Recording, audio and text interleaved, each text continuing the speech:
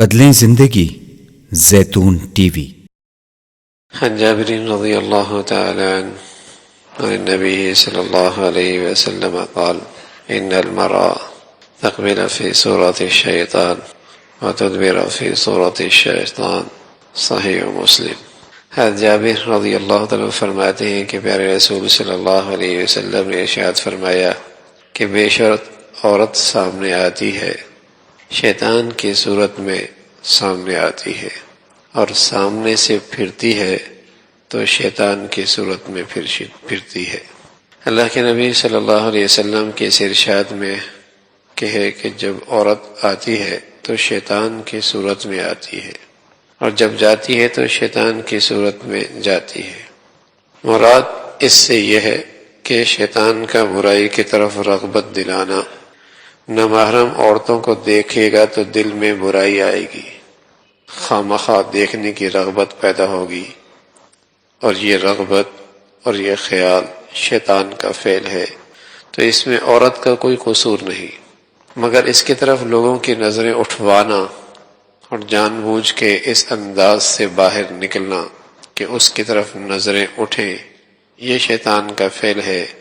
چونکہ یہ اس کا ذریعہ بنی، اس لیے اس کے بارے میں فرمایا کہ یہ شیطان کی صورت میں آتی ہے اور شیطان کی صورت میں جاتی ہے۔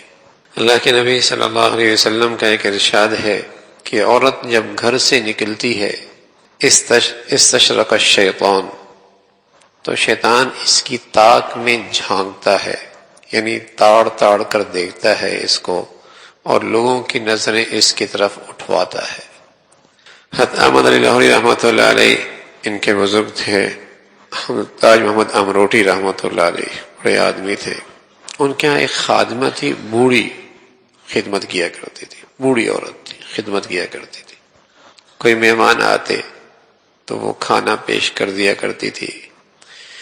ایک دفعہ وہ حضرت سے چھٹی لے کر اپنے عزیزوں کے ہاں ملنے گئی۔ جب وہ واپس آئی تو سر پر لال دوپٹہ لیا ہوا تھا۔ حضرت کی نظر جو اب اس کے دوپٹے پہ پڑی تو فرمایا اس کو خانقاہ سے نکال دو۔ پتہ نہیں اس نے کتنوں کے ایمان خراب کیے ہوں گے، اور راستے میں اس لیے کہ لوگ تو اس کے دوپٹے کو دیکھتے رہے ہوں گے۔ اندر سے بیچاری نانی اماں ہوں گی، اندر سے تو بیچاری نانی اماں ہوں گی، اوپر سے لیا ہوا ہے بڑکیلا لباس، جس سے لوگوں کا ایمان خراب ہو رہا ہے۔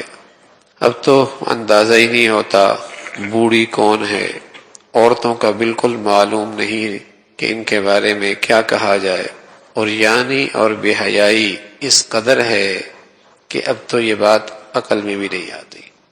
اکبر الہ آبادی بڑے شاعر گزرے ہیں، تو اپنے مزاحیہ انداز میں ایک مرتبہ کہنے لگے کہ بے پردہ نظر آئیں کل جو چند بیویاں، بے پردہ نظر آئیں کل جو چند بیویاں، اکبر زمین میں غیرت قومی سے گڑ گیا۔ پوچھا کہ آپ کا جو پردہ تھا کیا ہوا؟ کہنے لگی عقل پہ مردوں کے پڑ گیا۔ تم تو یہ پردہ کر کے نکلا کرتی تھی، تمہارا پردہ کہاں چلا گیا؟ کہنے لگی مردوں کی عقلوں پہ پڑ گیا۔ پہلے عورت کے چہرے پہ پردہ ہوتا تھا، اب مردوں کے عقلوں پہ پردہ پڑ گیا۔ بہت شدید گناہ ہے عورت کا بے پردہ بلا ضرورت باہر نکلنا۔ شرم و حیا عورت کا لازمی حصہ ہے۔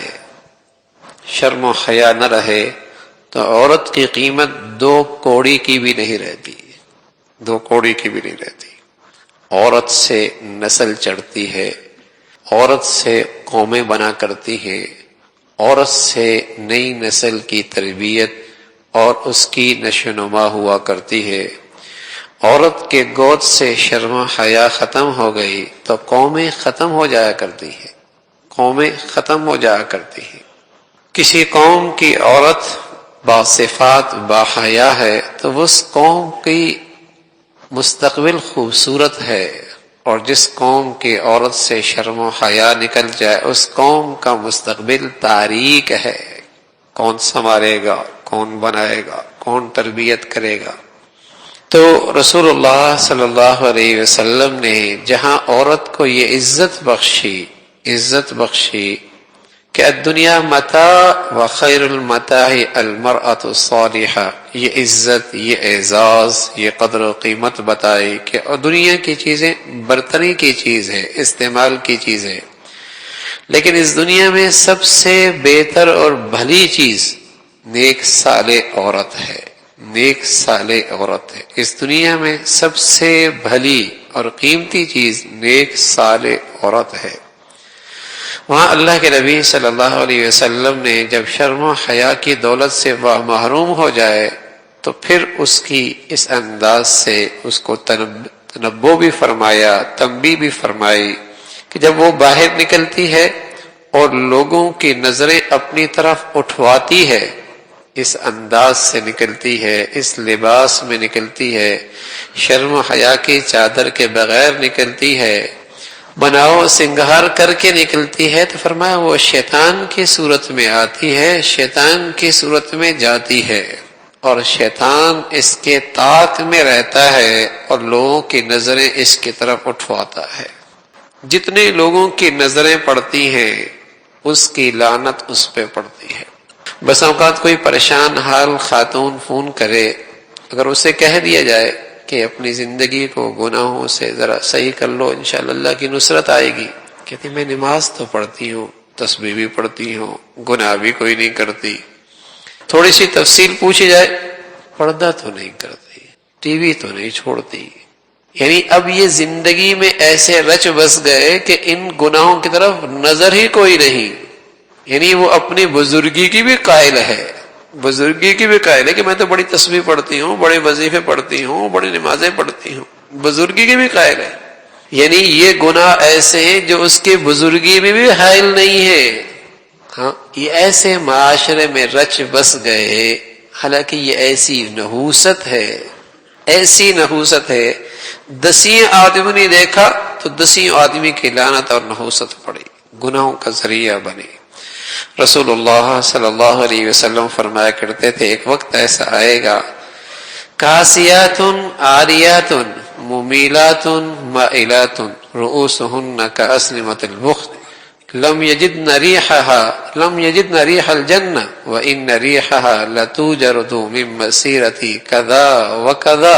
ایک وقت ایسا آئے گا کہ یہ لباس پہنی ہوں گی لیکن پھر بھی بے لباس ہوں گی۔ یہ اللہ کا نبی اس زمانے میں فرما رہے جس زمانے میں یہ مخلوق گلیوں میں بازاروں میں نظر نہیں آیا کرتی تھی، لیکن نبی اپنی نبوت کی آنکھ سے دیکھ رہے تھے کہ ایک دور ایسا بھی آئے گا۔ اس زمانے میں زیادہ سے زیادہ جاہلیت اس درجے کی تھی، زیادہ سے زیادہ جاہلیت اس درجے کی تھی جو قرآن نے بتایا ہے کہ وہ اپنے دوپٹے کے دونوں طرف پیچھے کمر کی طرف پھینک دیا کرتی تھی، اور ان کا سینہ کھلا ہوا کرتا تھا، سر پہ پھر بھی دوپٹہ ہوا کرتا تھا، دونوں طرف پیچھے پھینک دیا کرتی تھی اور سر پہ دوپٹہ ہوا، سینہ کھل جایا کرتا تھا۔ اس زمانے کی مخلوق اس درجے تک تھی بس۔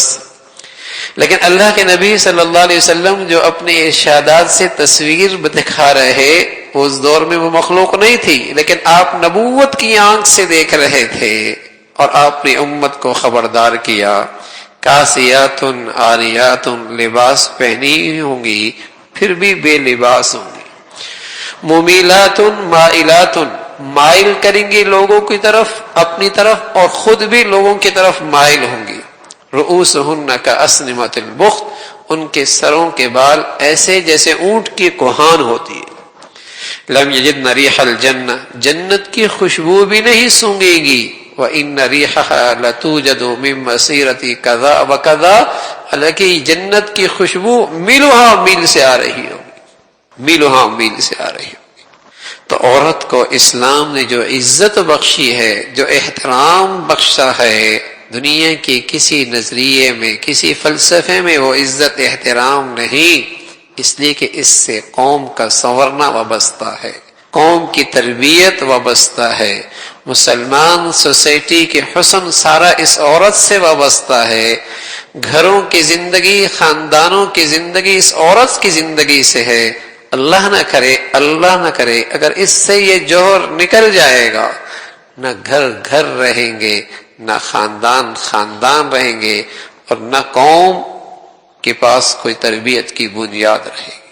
تو رسول اللہ صلی اللہ علیہ وسلم نے بتایا کہ عورت اگر نکلتی ہے گھر سے ضرورت کے درجے میں، حضرت عائشہ رضی اللہ عنہ فرماتی ہیں کہ حضور علیہ الصلوۃ والسلام کے زمانے کے اندر خواتین مسجد میں آیا کرتی تھی، آپ کا درس سنا کرتی تھی، نماز پڑھا کرتی تھی ابتدائی اسلام۔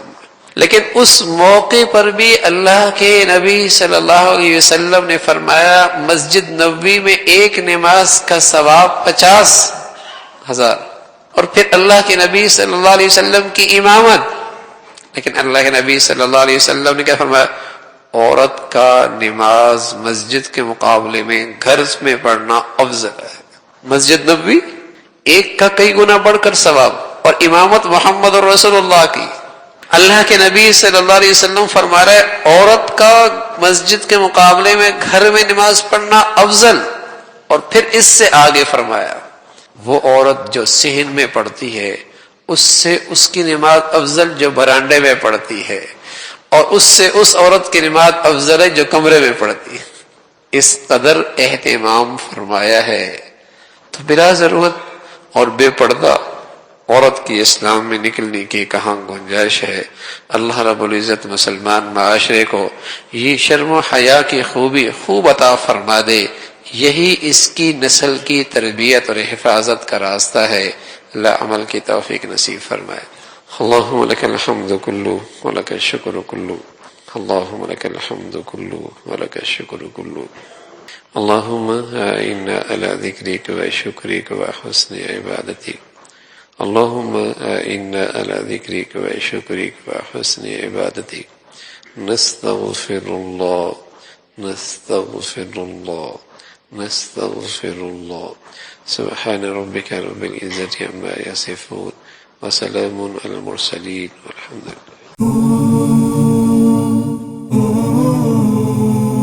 زیتون ٹی وی